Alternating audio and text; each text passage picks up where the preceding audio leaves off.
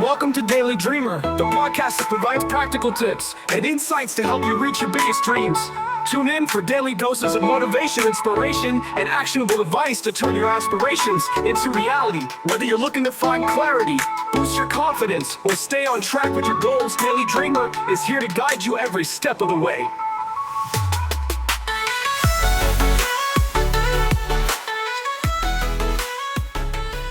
Okay, so Let's be honest. all this advice out there about finding your dream job. It's kind of overwhelming, right? Yeah. You got quizzes and gurus. And all these perfect LinkedIn profiles. Yes. It makes you wonder. Am I even on the right track? Right. But hey, That's why you're here with us for this deep dive we're going to cut through all that noise. and give you some real actionable advice. Not just surface level stuff. But- We're going deep We're talking about turning your passion. into an actual paycheck. We've got some awesome sources lined up. Ali Abdaal has some great stuff on designing your ideal work life.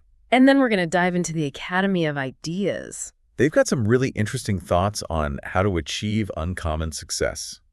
You know what's really cool? Is how these sources kind of challenge the usual advice about career success.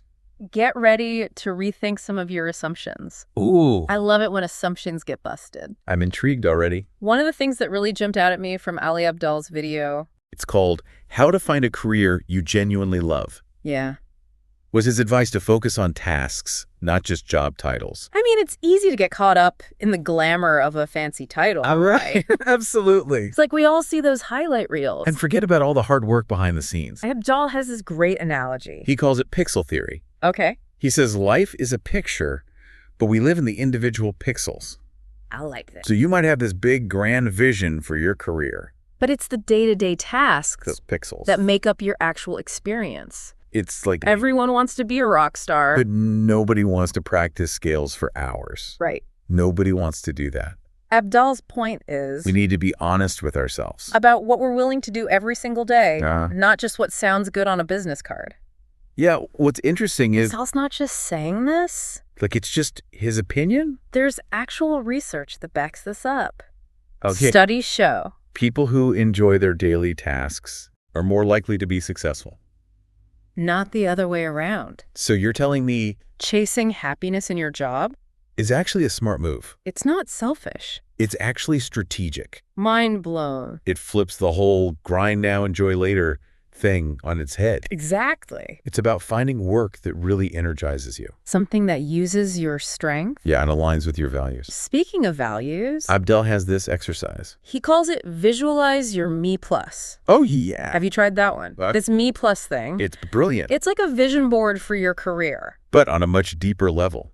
You get to pretend to be your future self. And really imagine what your ideal work life looks like. It's more than daydreaming, though. This visualization exercise Really helps you figure out your priorities and making choices. that lead you towards that vision. Abdaal actually shares his own Me Plus highlights in the video. Oh, cool. It's amazing to see how his vision has become his reality. He wanted to disrupt how people think. Provide consultations. Coach others. And all those things are part of his work now. That's so inspiring. It shows that visualization really works.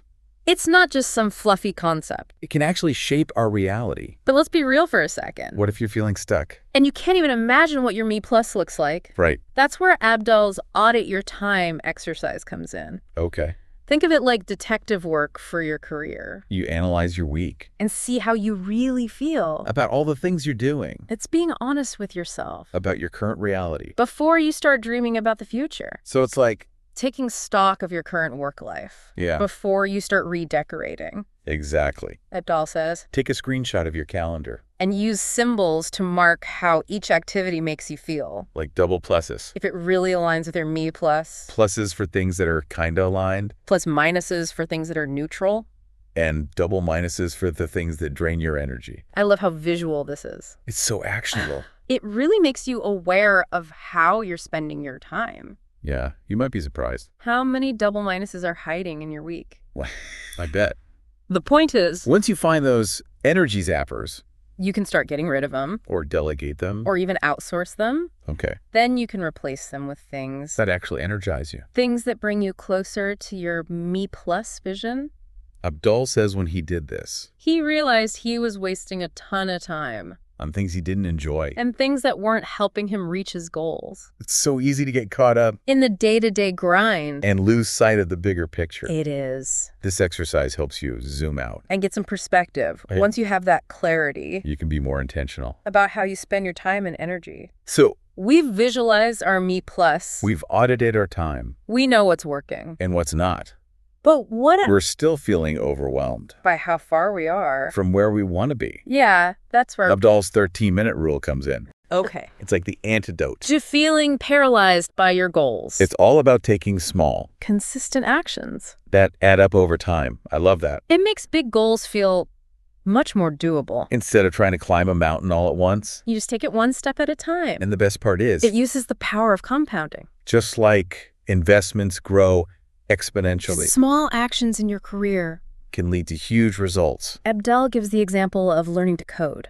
Even 13 minutes a day. Then make a big difference over time. So encouraging. Even a few minutes here and there. Can really add up. Absolutely. And this connects to Cal Newport's idea of career capital. Which is basically developing skills that make you stand out. Okay. I'm all about building up my career capital. But what if you're thinking, I need to go back to school for that. well, Abdal actually has some surprising advice about that. This is where he really challenges our assumptions about education. Abdal Who is a professor himself. says you don't always need formal education to learn the skills you need. He talks about all the amazing resources online. And in libraries. They're free or super affordable instead of getting into debt. You could be learning on YouTube Or Coursera. or even by reading books. Exactly. It's like permission to ditch the textbooks. And learn on your own terms. He even tells a story. About how MBAs. Are sometimes less valuable than real-world experience. Wow. It's a reminder that practical skills And a willingness to learn by doing. can be more important than a fancy degree, I love that perspective. especially in a world that's so obsessed with degrees, It's empowering to know. that there are so many ways to build a successful career. Absolutely. And that leads us to another great point Abdal makes. About changing careers. Okay. He reframes the whole idea Of the dreaded U-turn. Yeah. I think we've all felt that fear. of making the wrong career And move. having to start over. Abdal actually argues That those U-turns, are a sign of growth. self-awareness, He brings in this concept, called the end of history illusion. which basically means We underestimate how much will change over time. He exactly. even quotes this psychologist Dan Gilbert, who says that at every age, people totally underestimate. how much they'll change in the next 10 years. Wow. So those career shifts That we often see as failure. could actually be amazing opportunity. To realign with our evolving selves. Well, Instead of so- clinging to a career that doesn't fit anymore. We should embrace those U-turns As a chance to course correct. and find something that truly aligns with who we're becoming. Exactly. And who better to illustrate this point? Then Abdal himself. Who went from being a doctor, To running a successful YouTube channel. talk about a plot twist. Right. It proves that sometimes The most fulfilling are paths. the ones we least expect. But what if? You're feeling lost. And you don't even know which way to turn? You're not alone. Abdal suggests something called The grid search mindset. to help with this. It's a great way to get some clarity. Even if you don't have a clear vision yet. You make a grid with activities you enjoy And then plot your past experiences. to see if you can spot any patterns. Fix You're an archaeologist of your own life making through your past. to find clues about your future career. Exactly. Abdal even shares his own grid in the video. It's fascinating to see How his interest in teaching medicine, Honest. creativity, and entrepreneurship. all led him to where he is today. Yeah. It's true what they say. You can't connect the dots looking forward. You can only connect them looking backward. Right. So even if you don't have it all figured out, You can still move in the right direction by exploring your interests, and gaining different experiences absolutely. and your career path. Doesn't have to be a straight line. It's okay to experiment Try different things. and let your interests evolve. This has been so eye-opening. We've learned so much from Ali Abdal. From ditching job titles. To embracing U-turns and developing a growth mindset. Now I'm excited to switch gears. And dive into the Academy of Ideas. Yeah. Their video The art of building a fulfilling career goes even deeper into achieving uncommon success both financially, and in terms of personal fulfillment. and they really get into. Some of the challenges we face today. They talk about 3 generational weaknesses.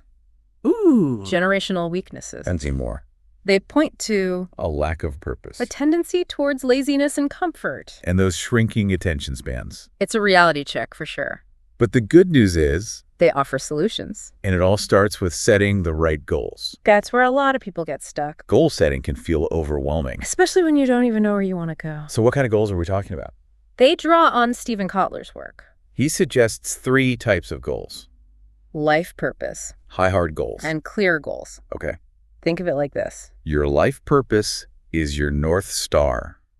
Your guiding principle High, hard goals are ambitious milestones. that push you beyond your comfort zone And clear goals are the daily actions. that move you towards your bigger goals. I like how they break it down. It's like building a house. You need the blueprint, your life purpose, The major milestones, your high, hard goals, and the daily tasks, your clear goals. to make it all come together. Exactly. And just like building a house Achieving those goals and fulfilling your life purpose. takes daily effort. Consistent action. So- It's not enough to have a vision. You have to put in the work every day. Yeah. And that's where they bring in That powerful idea. put your ass where your heart wants to be. No more excuses. No more procrastination. It's about taking action.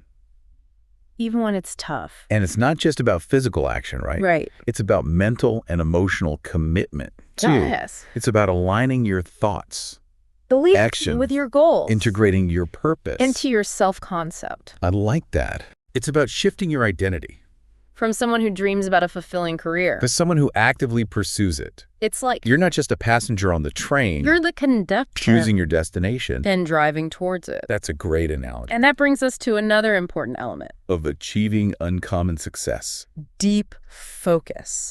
Focus. The elusive superpower. Of the 21st century, They acknowledge that staying focused, is really hard these days. especially with all the distractions. And shrinking attention spans. But they argue Deep focused work is essential. for producing great results. And reaching your goals. So it's not about multitasking. And trying to do a million things at once. It's about giving your full attention. To one task at a time. Okay. They even quote Robert Greene. Who says? It's better to spend 2 or 3 hours In intense focus. than 8 hours in diffused concentration. Interesting. It's about quality over quantity. And what? How do we actually cultivate? That deep focus, In a world that's constantly trying to distract us, they say. minimize those digital distractions. Think about it. How many times a day? Do you check your phone? Scroll through social media? Or get sidetracked by notifications? Okay. I plead guilty to all of the above. It's a constant battle for my attention. What can we do to reclaim our focus? They have some practical tips. Like turning off notifications? Putting your phone on airplane mode Or even using website blockers. to prevent yourself from getting sucked in. Through those endless scrolling spirals. Okay. It's about setting boundaries And creating an environment. that supports your focus. Those are great tips. But what if you just can't concentrate? For long periods of time, They recommend starting small like 15 to 20 minutes of focused work, and gradually increasing it. as you get better. It's like training a muscle. The more you practice, The stronger your attention span becomes, it's encouraging to know. that focus is a skill you can develop. I'm definitely going to try those strategies. Me too. They also recommend mindfulness practices, Like meditation. or even just simple breathing exercises. Mindfulness calms your mind Increases your awareness of the present moment. and helps you train your attention. It's like giving your mind a spa day. So it can come back refreshed and ready to focus. I love it. These practical tips are game changers. They really are. And now let's talk about one of the biggest dilemmas. People face when it comes to their passions. Okay. Should you quit your job? And go all in on your dream career. Or is there a better way? Right. The million-dollar question. I know a lot of people are struggling with this. Academy of Ideas actually offers A really interesting alternative. to the all-or-nothing approach. Okay. They call it the hobbyist approach. The hobbyist approach. What's that all about? Basically, You start your passion project on the side, while you keep your current job. it lets you explore your interests Develop your skills and maybe even make some money without the pressure. of needing it to be your main source of income. I love that. It takes the pressure off And gives you freedom to experiment. and see where your passion takes you. And even if It doesn't become your full-time thing. you've still gained valuable skills Experiences. and maybe even some side income, Talk about a win-win. but I'm curious, For those who are ready to take the plunge, and make their passion their job. what advice do they have? They know it's a big decision. Not one to be taken lightly. But for those who are truly committed and ready to make sacrifices. They offer a lot of encouragement and inspiration. They even quote Stephen Pressfield, who encourages us to think about the cost of not pursuing our passions. He asks, how many of us have developed bad habits? Or even gotten sick? Simply because we're not doing what our hearts desire. That's a powerful question. It makes you think. About the true cost. Of settling for a life that doesn't feel right. He does. And while the hobbyist approach is a great starting point, there might come a time when you need to fully commit. To take that leap of faith. And see where it leads. Because at the end of the day, work isn't just about a paycheck. It's about living a meaningful life. Exactly. And while there's no guarantee of success, there's also no limit to what you can achieve when you're truly passionate. It's about embracing the unknown and trusting that the journey itself will lead you where you need to be. That reminds me of what Abdal said about U-turns. It's about seeing those changes in direction. Not as failures, but as opportunities. To realign with our evolving selves. Exactly. And remembering that failure isn't the opposite of success. It's a part of the learning process. Every setback, every challenge is a chance to learn and grow. And become more resilient. It's not about avoiding failure. It's about learning from it. And using it to move forward. Precisely. Okay. So we've talked about setting goals. Overcoming resistance. Cultivating focus. And even taking the leap to pursue our passions full time. But how do we bring it all together? To create a truly fulfilling career. One that sustains us financially. Host. Speaker. And feeds our souls. I think it's been finding that sweet spot where our interests and the needs of the world all come together. It's creating a life where work doesn't feel like work, but an expression of your unique talents and passions. And then that's where Kotler's framework for setting goals that we talked about earlier becomes so helpful. Right. Going back to the house analogy. Let's say our life purpose. It's like the blueprint. The overarching vision. Could you talk more about how we define our life purpose? It's a big question. For sure. But there are a few ways to think about it. One is to think about what brings you joy. Okay. What makes you feel alive? What are the things you get lost in? Where time just disappears. It could be writing. Creating art. Solving problems. Helping others. Anything that lights you up. It's about identifying those things. That are rewarding in themselves. Even if you weren't getting paid. Exactly. Another way to think about it is to consider the impact you want to make. What kind of legacy do you want to leave? What problems do you want to solve? What change do you want to see in the world? I love that. It's about connecting your passions to a bigger purpose. Something beyond just personal gain. Absolutely. And once you have a sense of your life purpose, it becomes easier to set those high, hard goals. Okay, so high, hard goals are like those big, audacious dreams that keep us motivated. Exactly. And those high, hard goals should align with your life purpose. They shouldn't contradict it. For example, if your purpose is to help the environment, your goals might be starting a sustainable business or developing a new technology that reduces pollution. But they shouldn't involve something that would harm the environment. Even if it made you a lot of money. That makes sense. It's about making sure our goals, big and small, are working together to support your overall vision. And I love and this framework emphasizes both intrinsic rewards, like feeling fulfilled, and extrinsic rewards, like achieving financial success. It's not one or the other. It's finding a balance. So once we have those high, hard goals, it's time to break them down into those clear, actionable steps and daily tasks. That'll get us there. Exactly. It's like creating a roadmap. Okay. And those clear goals should be specific, measurable, achievable, relevant, and time-bound. They should be challenging, but not overwhelming. It's about finding that balance between stretching ourselves and setting ourselves up for success and celebrating those small wins along the way. Absolutely. It's recognizing that progress, not perfection, is the key. And it's about enjoying the journey, not just focusing on the destination, and trusting that even when we face setbacks, we're still moving in the right direction. We've defined our life purpose, set goals, and created a roadmap. But how do we stay motivated when things get tough? That's where discipline and consistency come in. Okay. And both Abdal and Academy of Ideas talk about this. They emphasize building habits and routines that support your goals. Abdal's 13-minute rule is a perfect example.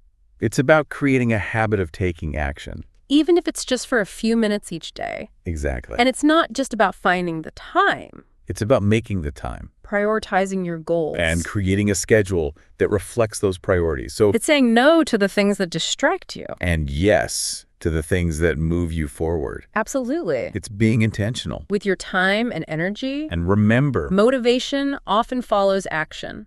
the more we do, the more motivated we become. it's like a positive feedback loop. I like that. We don't have to wait for motivation. We can create it. By taking action. And as we start seeing progress, that motivation will build. And consistency is key. Showing up every day. Even when you don't feel like it. Building those actions into your routine. So they become automatic. Like brushing your teeth. Exactly. No need for superhuman willpower. It's about creating a system that supports your goals. and makes it easier to stay on track. And be patient.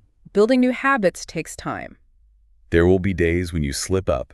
That's okay. The key is to get back on track. And not let it derail you. It's about embracing the imperfections. And celebrating the wins. Absolutely. And remembering that this is a marathon. Not a sprint. There will be ups and downs. But as long as we keep moving forward, keep learning, we'll get there eventually. This has been such an insightful conversation. We've covered so much. From defining our purpose to setting goals. to overcoming resistance. And cultivating focus. And now, I want to talk about the practical side of things. How do we actually turn our passions into a paycheck? Me too. Let's explore some strategies for monetizing our passions. And creating a sustainable income. Okay, so we've talked a lot about aligning our work with our passions and purpose. But let's be real. Not every passion needs to be a career, right? That's a really good point. Not every hobby needs to become a side hustle. It's about finding that balance. Between what we love and what can actually pay the bills. It's like they say, do what you love and you'll never work a day in your life. Right. But in reality, even things we love can become stressful. When they're tied to our income. Exactly. That's where the hobbyist approach can be so helpful. Like the Academy of Ideas talked about. Right. It lets you nurture your passion. Without the pressure of needing it to be your main source of income. Exactly. So let's say you've been working on your passion project on the side. And you're starting to see some potential. What are some practical steps to start making money from it? One approach is to think about how your skills and interests can solve a problem. Okay. Or meet a need in the market. Like if you're passionate about baking? You could sell your treats at farmers markets. Or offer cake decorating services. I like it. It's about connecting your passion to a real-world need. Exactly. And the internet has opened up so many possibilities. You could create an online course. Write an ebook. Start a blog or a YouTube channel. Or even launch an e-commerce store. It's amazing to think about all the different ways we can make money from our passions these days. But I think a lot of people get stuck on the how. Like, where do you even start? One framework is to think about different ways. You can create value for others. Okay. Are you providing a product? A service. An experience. Once you know what kind of value you're offering, you can brainstorm ways to package and deliver it to your target audience. So, a writer could offer writing services. Create online courses. Or write a book. A musician could perform live. Teach lessons. Or sell their music online. It's about being creative. And finding ways to leverage your skills. To meet the needs of your audience. Exactly. And remember, it's an ongoing process. Yeah. You don't need all the answers right away. Start small. Experiment. And be willing to adjust as you learn. That's so important. It's about embracing the journey. And being open to new possibilities. And recognizing that. Success isn't always a straight line. Absolutely. There will be bumps in the road. But those are all part of the process. And it's often through those setbacks that we learn the most. So it's not about avoiding failure. It's about learning from it. And using it as fuel. Precisely. And it's also important to surround yourself with supportive people. Yes. People who believe in you. And your vision. People who will cheer you on. And celebrate your wins. Because this journey can be tough. And lonely at times. Having a support system makes a huge difference. It really does. And finding mentors. And role models. People who have already achieved what you're aiming for. Learning from others. Who have been there before. Can save you so much time and energy. Right. They can offer guidance and support. To help you navigate the challenges. Absolutely. And don't forget. To invest in yourself. Take courses. Attend workshops. Read books. Keep expanding your knowledge and skills. Because in today's world, things are constantly changing, right? Exactly. We need to be adaptable, resourceful, and always willing to learn. that's what makes it exciting. It's a chance to challenge ourselves Those are boundaries. and create a truly fulfilling life. This has been such an inspiring conversation. We've learned so much. From defining our life purpose, to setting goals, to embracing U-turns, to cultivating deep focus, and we've explored practical ways. to turn our passions into a paycheck, From the hobbyist approach to monetizing our skills. and building a sustainable income. It's been awesome exploring all this with you. It's amazing what you can learn from just 2 videos. To our listeners, We hope this deep dive has sparked some new ideas and giving you the tools, to pursue your passions, whether it's in your current career.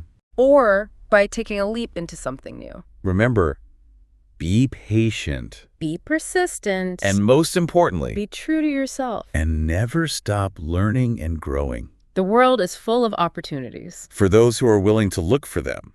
I love that. That's a great way to wrap things up. Thanks for joining us on this deep dive, everyone, We'll be back next week. with another exciting exploration. Until then, Keep learning keep growing. and keep striving for that fulfilling work life you deserve.